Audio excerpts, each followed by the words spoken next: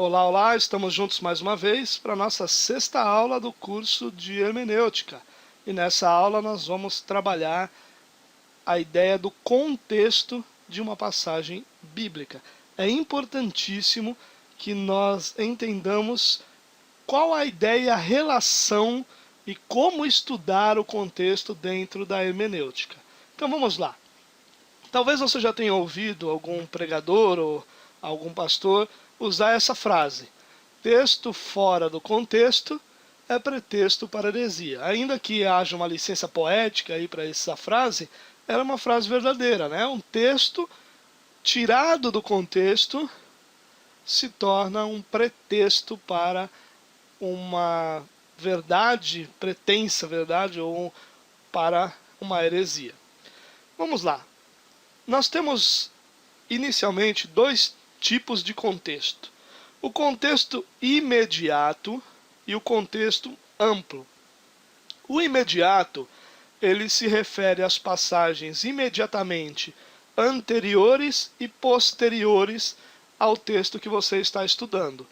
Isso pode se limitar a uma parte menor que um capítulo, a até mesmo um capítulo ou um pouco mais. Depende de quando o assunto que você está estudando começa e acaba dentro daquele livro da Bíblia.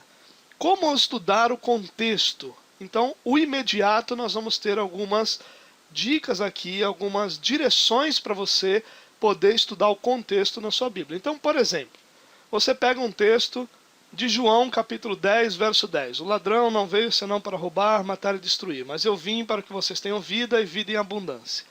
Qual é o contexto imediato? São os versos anteriores, aí você vai chegar até o início do capítulo 10 de João, e os versos posteriores àquele texto. Esse é o contexto imediato. Não há um limite de versos para cima ou para baixo, anteriores ou posteriores, mas você tem que ficar dentro do mesmo assunto. Esse é o contexto imediato. Como estudar o contexto imediato? Primeira dica: leia a passagem em pelo menos 3 traduções diferentes. Isso é importantíssimo para você ter uma ideia geral do que está sendo dito. Se limitar a uma única tradução quando se estuda a Bíblia é muito ruim, porque, como eu disse, as traduções têm uma tendência a certas interpretações também. Isso não dá para fugir.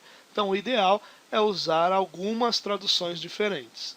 Outra dica é responder a seguinte pergunta: o que precede e o que se segue imediatamente à passagem? Ou seja, qual é o contexto anterior e o posterior? O que está sendo falado antes da passagem e depois da passagem? Você precisa entender isso que está sendo dito antes e depois, para que aquela passagem que você está estudando se torne mais clara.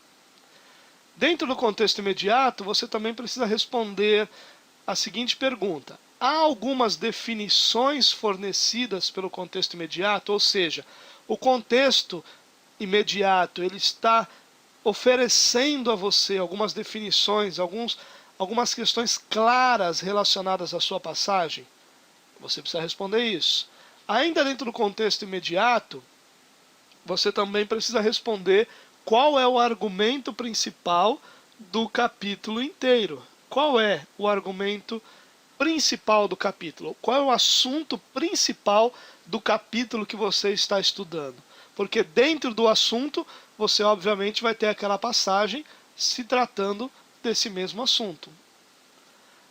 Qual é o ponto principal da própria passagem? Qual é o assunto principal que a própria passagem que você está estudando, ela está te oferecendo ou está te mostrando? Outra pergunta é: qual é o entendimento consistente da passagem dentro do contexto? Ou seja, quando você coloca essa passagem dentro do contexto, o que essa passagem te mostra? O que dentro dessa passagem, ou que interpretação dessa passagem se torna consistente com o restante do contexto? Essa é uma pergunta. Se você conseguir responder essas perguntas sobre o contexto imediato, certamente você já vai ter um grande avanço dentro da interpretação daquela passagem. Porém, algumas passagens precisam de um contexto mais amplo. E dentro do contexto mais amplo, você também vai ter algumas perguntas para responder. A primeira delas é: a minha interpretação faz essa passagem contradizer o próprio autor? Então, o autor daquela carta, ou o autor daquela epístola, ou o autor daquele livro, vem numa linha de raciocínio e numa linha de explicações. A sua interpretação daquela passagem que você está estudando contradiz o que o autor vem dizendo? Quando contradiz, é hora de repensar a sua interpretação. Se não contradiz, isso te dá uma ideia de que você está indo no rumo correto, no rumo certo. A minha interpretação faz essa passagem contradizer outras passagens bíblicas. Então você de repente chegou a uma interpretação que contradiz outras passagens bíblicas. Isso está acontecendo? Quando isso acontece, a ideia é dar uma melhor estudada. Se você conseguir chegar àquela mesma conclusão, ainda acreditar que essa interpretação está melhor, deixa as duas assim, porque num próximo momento você vai conseguir ligar as duas ou vai conseguir compreender melhor as duas. Mas é uma pergunta para ser respondida. A minha interpretação faz essa passagem contradizer o bom senso?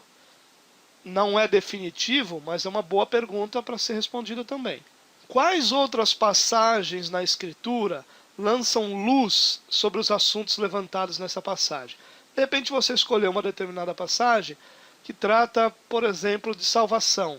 Que outros versos bíblicos lançam luz sobre esse mesmo assunto, ou seja, explicam esse mesmo assunto, no caso do exemplo que eu dei agora, a própria salvação?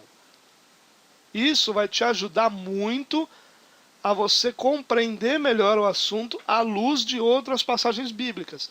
É importante demais você entender que muitas passagens bíblicas não são completas em si mesmas. Na realidade, a maioria não é completa em si mesma. A maioria depende de outros textos para que o entendimento seja completo. E isso é importante, porque você vai utilizar outros textos bíblicos para conseguir ter uma interpretação mais clara de uma determinada passagem.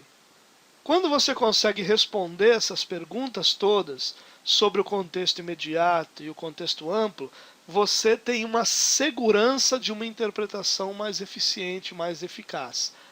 Quando essas perguntas não podem ser respondidas ou quando a contradição é muito grande, é importante que você então comece a repensar, comece a trabalhar essa questão. Por quê? Porque o contexto é o apoio que você tem para a interpretação de qualquer passagem bíblica.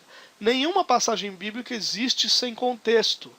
Quando você tira essa passagem, o verso do contexto, você então joga fora o apoio que você tem para uma correta interpretação e dá asas a interpretações baseadas apenas em, como eu costumo chamar, na axologia, naquilo que o estudante acha sobre aquele assunto. Quando nós tínhamos então um apoio onde nós podíamos nos segurar e não estamos utilizando o que é o próprio contexto. Toda a passagem precisa do seu contexto para ser estudada de maneira correta. Ok? Um abraço para você, a gente fica por aqui. Até a próxima aula. Deus abençoe você e sua vida.